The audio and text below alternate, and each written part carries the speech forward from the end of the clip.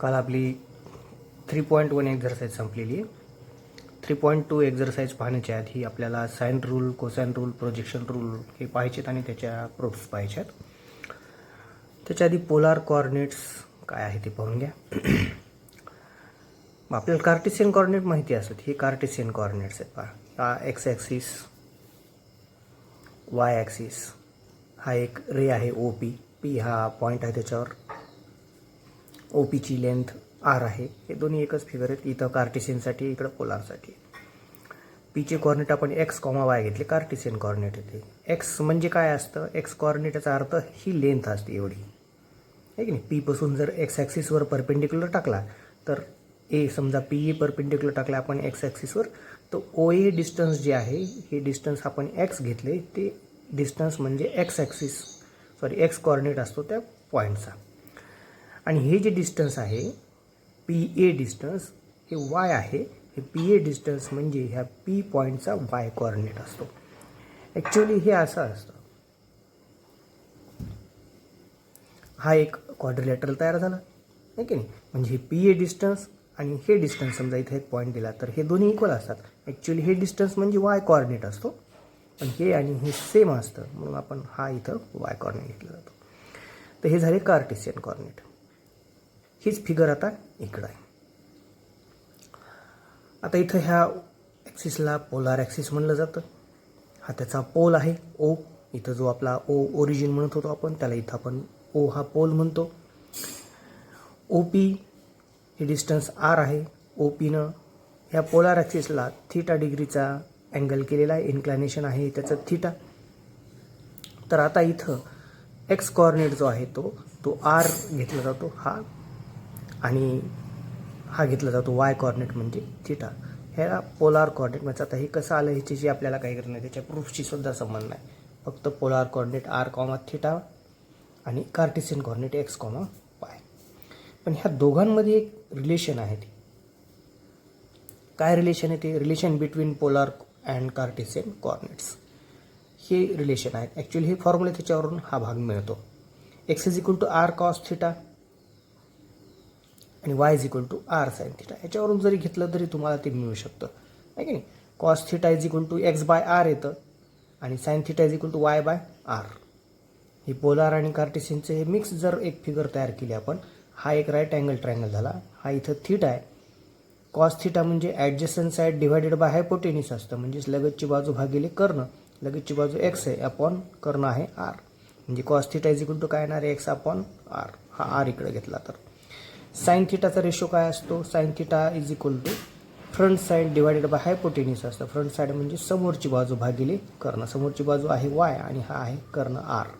म्हणजे sine theta = y/r येईल. हा r इकडे डिनॉमिनेटरमध्ये घेतला तर. ह्या दोघांचे जर स्क्वेअर करून ॲडिशन केली तर x² = r² cos² θ येतं. y² हे r² sin² θ येतं. r² जर कॉमन काढला आपण त्यांची दोघांची ॲडिशन घेऊन, x² + y² घेऊन, तर इकडे येणारे r² cos² θ, इकडे येणारे r² sin² θ. r² जर कॉमन काढला तर ब्रॅकेटमध्ये cos² + sin² θ मिळतं. cos² sin² θ ची ॲडिशन 1 असते. त्याच्यावर x² + y² = r². हे एक आपल्याला रिलेशन मिळतं. त्यानंतर आहे साइन रूल आणि कोसाइन रूल. आता ह्या व्हिडिओमध्ये मी आधी कोसाइन रूल घेतो, कारण की साइन रूल तितक्या वेळामध्ये होत नाही, आणि मग पुढच्या वेळेला एक वेगळा आपण व्हिडिओ घेऊ साइन रूलचा. पहा, कोसाइन रूल आपल्याला काय प्रूव्ह करायचं आहे ते. इन ट्रायंगल ABC, हा एक आपण ABC ट्रायंगल घेतलेला आहे. a² small a² = b² + c² - 2bc cos a हे प्रूव्ह करायचं आहे. हे सायक्लिकमध्ये असतं. a नंतर b येणार, b नंतर c येणार. म्हणजे a नंतर इथं b² नंतर c². इथं b च्या ठिकाणी c² आला, c च्या ठिकाणी पण a². इथं आलं c च्या ठिकाणी a² च्या ठिकाणी b². इथं पण पहा बरोबर -2bc होतं तर -2c आलं. b च्या ठिकाणी c, c च्या ठिकाणी a. इथं -2ab, c नंतर a नंतर b. इथं a नंतर b नंतर c. हे एक लक्षात ठेवलं की हे तिन्ही आपोआप लक्षात राहतात.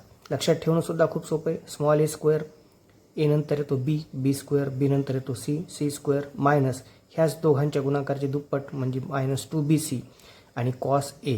इथं जे स्मॉल a घेतला आहे तो इथं आपण कॅपिटल घ्यायचं. तर या पद्धतीने एक प्रूव्ह करून दाखवायचं, बाकीचे सिमिलरली लिहून टाकायचं. पहा, हा एक्स ॲक्सिस आहे, हा वाय ॲक्सिस आहे. ए हा पॉईंट आपण ओरिजिन घेतलेला आहे. पहा, take A as origin. X axis along A B, हा ए बी आहे आपला. एक्स ॲक्सिसवर हा बी कुठंतरी घेतलेला आहे. X axis along A B. A origin घेतला आहे म्हणजे एचे कॉर्डिनेट्स काय मिळाले आपल्याला? 0 0. ठीक आहे. आता हा ट्रायंगल ए बी सी, हा जो एक्स वाय प्लेन आहे, ह्या एक्स वाय प्लेनमध्ये सी कुठंतरी घ्यायचा आहे आपल्याला, आहे की नाही. आता कुठलाही ट्रायंगल जर ए बी सी असेल त्याचे vertex capital A, capital B, capital C न डिनोट केले जातात. परंतु जॉमेट्रीमध्ये स्मॉल ए, हा जो ए व्हर्टेक्स आहे त्याच्यासमोरची जी साईड आहे बी सी, तिला स्मॉल ए न डिनोट केलं जातं.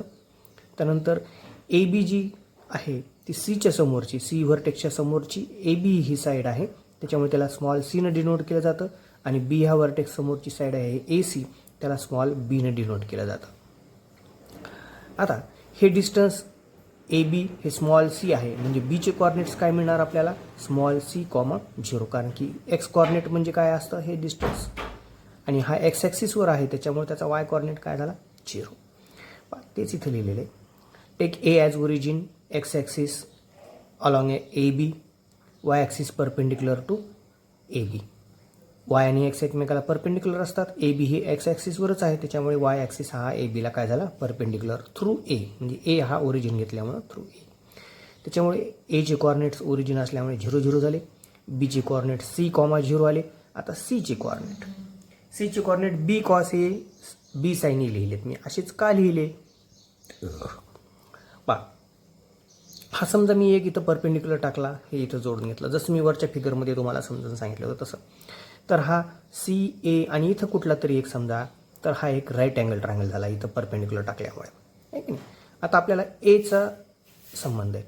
इथं जर समजा तुम्ही कॉस ए काढला तर कॉस ए म्हणजे काय असतं?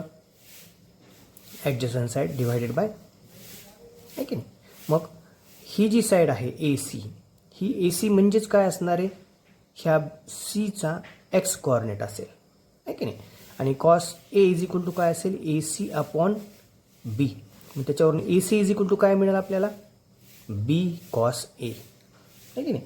ए सी काय मिळालं आपल्याला? B cos A. त्याच पद्धतीनं साईन एचा जर रेशो काढला तर sine A is equal to front side divided by काय असतं? हायपोटेन्यूस. आता ही फ्रंट साईड म्हणजेच काय?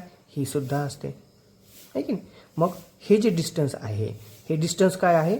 Sine A is equal to हे डिस्टन्स डिवायडेड बाय बी. ह्याच्यावरून हे डिस्टन्स काय मिळेल? B sine A. आणि हे डिस्टन्स म्हणजेच काय असतं आपल्याला? सीचा वाय कॉर्डिनेट.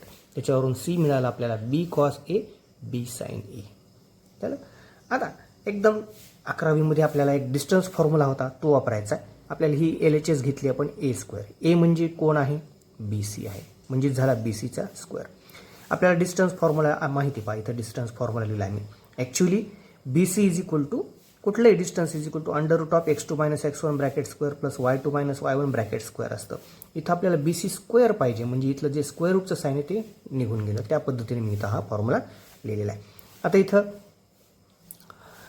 हे पहा, ह्या सी आणि हा बी, x1 y1 ह्याला म्हणलं, याला x2 y2 म्हणलं, किंवा इथं सुद्धा तुम्ही बघू शकता, आहे की x2 - x1 ह्याला x2 y2 म्हणलेलं आहे. x2 - x1 म्हणजे c - b cos A ब्रॅकेटचा square plus y2 - y1 म्हणजे 0 - b साइन ए ब्रॅकेटचा स्क्वेअर. आता हे a - b bracket square formula वापरा. ए स्क्वेअर म्हणजे सी स्क्वेअर मायनस 2ab म्हणजे -2bc कॉस ए आलं, प्लस बी स्क्वेअर म्हणजे बी स्क्वेअर कॉस स्क्वेअर ए आलं. फॉर्म्युल्यानुसार बी स्क्वेअर इथं आला आपल्याला बी स्क्वेअर कॉस स्क्वेअर ए. इथं फक्त -b साइन एचा स्क्वेअर केला, -bचा झाला प्लस बी स्क्वेअर आणि हा साइन स्क्वेअर. ह्या दोघांमध्ये बी स्क्वेअर कॉमन काढायचा. हा सी स्क्वेअर प्लस ह्याच्यातला बी स्क्वेअर कॉमन काढला, इथं राहिला cos square A plus sine square ए. आणि हे -2bc कॉस ए इकडं नंतर लिहिले. आपल्याला माहिती कुठलाही अँगल जर असेल तर cos square theta plus sine square theta is equal to 1 असतं. त्याच्यावरून cos square A plus sine square A आला 1, म्हणजे A square is equal to काय आलं? C square plus B square into 1 that is B square -2bc cos A. हीच आपली RHS आहे. म्हणजे हे आपण आपलं पहिल्यांदा जे पाहिजे होतं ते प्रूव्ह केलं. मग similarly we can prove that, आहे की नाही. ह्या ए स्क्वेअरच्या ऐवजी काय येणार आहे? बी स्क्वेअर. सीच्या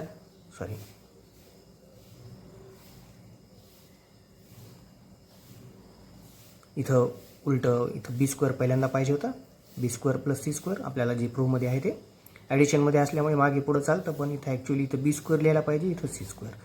म्हणजे इथं ए स्क्वेअरचा आला बी स्क्वेअरचा येणार सी स्क्वेअरचा येणार ए स्क्वेअर, -2bcच्या ठिकाणी -2ca, कॉस एच्या ठिकाणी कॉस बी. सेम याच पद्धतीनं हा झाला कोसाइन रूल. कोसाइन रूल या पद्धतीनं सुद्धा लिहिता येतो. यालाच फक्त काय नाही, आपण इकडचे तिकडे टर्म लिहिलेले आहेत. हा -2bc कॉस ए त्याला जर इकडे आणलं तर प्लस होईल, इकडचा ए स्क्वेअर इकडे आणला तर मायनस होईल. म्हणजे 2bc cos A is equal to काय मिळेल, B square plus C square minus A square. आणि त्यातला जो 2bc गुणाकारात आहे तो इकडे जर आणला भागाकारात येणार, डिनॉमिनेटरमध्ये येणार न्यूमरेटरचा. म्हणजे cos A is equal to B square plus C square minus A square divided by 2bc. त्याच पद्धतीनं कॉस बी आणि कॉस सी हे सुद्धा फॉर्म्युले, हे सुद्धा फॉर्म्युले. ठीक आहे.